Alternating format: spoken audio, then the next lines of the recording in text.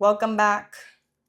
I know it's been a while, but welcome back, dear human being, philosopher, teacher, and student, to a segment that I like to call the Philosophy Course, a space in the internet where we get to step back from the noise of everyday life and reflect on the bigger questions that shape the way we live, think, and connect. But before we start, I want to thank you, fellow human being, for sharing this moment in time, for sharing your valuable moment and space, and to being open to questioning reality with me. Gracias.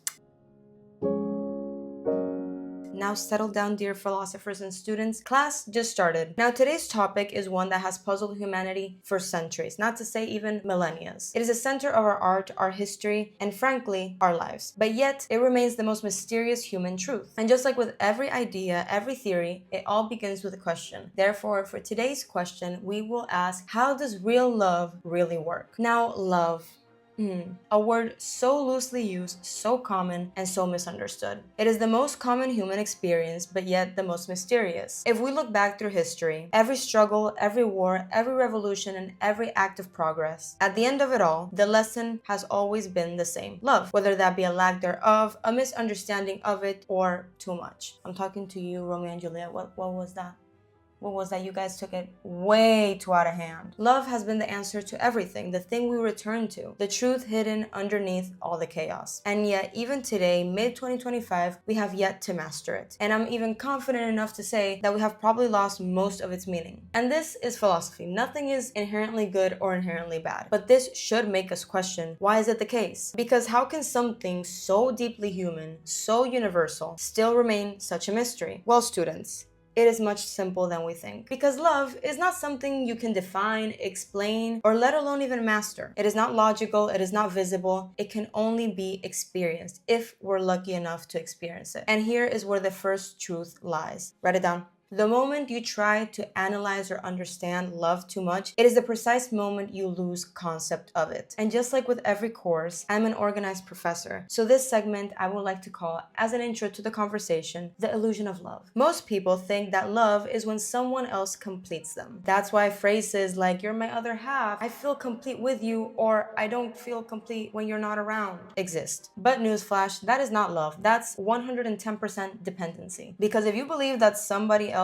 can complete you, then what you're really saying to yourself is that you are not whole yourself. And this is why so many people confuse this feeling for love. The reason people think they're compatible has less to do with true connection and more to do with the feeling that you guys fill each other's gaps. Each person feels like the other kind of patches, puts a band-aid on their emptiness. And because that emotion of feeling whole again is so addictive and strong, it is often mistaken for love. Because love is not about being completed. It is about two individuals that are complete that choose to spend life together because they have that freedom, not because they need each other. But the problem is that we live in a culture that values instant gratification in every aspect of life, including love. We want the spark without the effort, the feeling and not the responsibility. Basically, we want the idea of love, not the reality of it. And that is why most people don't experience or will never experience love. Because real love, let me tell you, requires something we often avoid: looking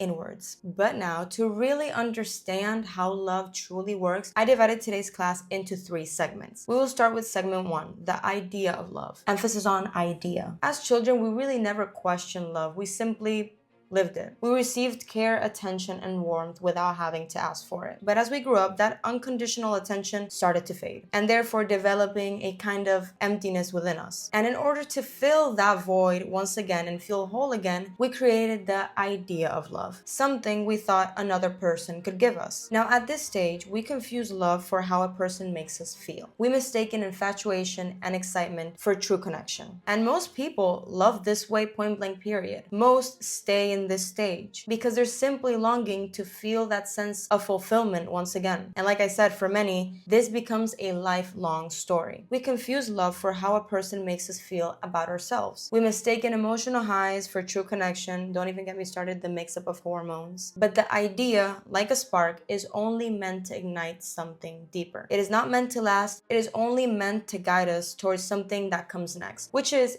phase 2 that I like to call the realization that you cannot give what you do not have. Now here, more often than not, the illusion breaks, often through what we deem as heartbreak. Not just losing a person, but losing the fantasy we built around them. In our late teens and 20s, many of us stay trapped in the belief that love is someone else. And again, most get heartbroken not by the person, but rather by the collapse of our own expectations, whether our expectations with that person or our expectations with us in that relationship. Silly us, we thought love was someone else. And here lies the truth. And yes, this will sound like a Pinterest quote, but just follow me. True love never had anything to do with someone else and everything to do with you. But now see, let's not get it twisted. True love is not thinking you're a 10 out of 10, a high value woman, or an alpha male, the center of the universe, or perfection itself. It is not bubble baths, shopping sprees, or self-care days. True, genuine love towards yourself is trusting yourself above all. Learning genuinely from your mistakes because you care about your life. Knowing you have your own back. And most of all, loving yourself throughout any outcome, whether you find your life partner or you don't. That, my fellow students, is self-love, the foundation of all love. And this takes us to our final stage, stage 3, unconditional love. Here, eventually, with no age needed, because sadly some people realize this in their 20s or in their deathbed, you stop looking for the right person and you start becoming the right person. And this is when fate or destiny, whatever you like to call it, finally gets to do their damn job. It places in your path a person that you were not really looking for, but that you now love with no explanation needed, not because you need them, but because you choose them. This is unconditional love, the rarest and purest love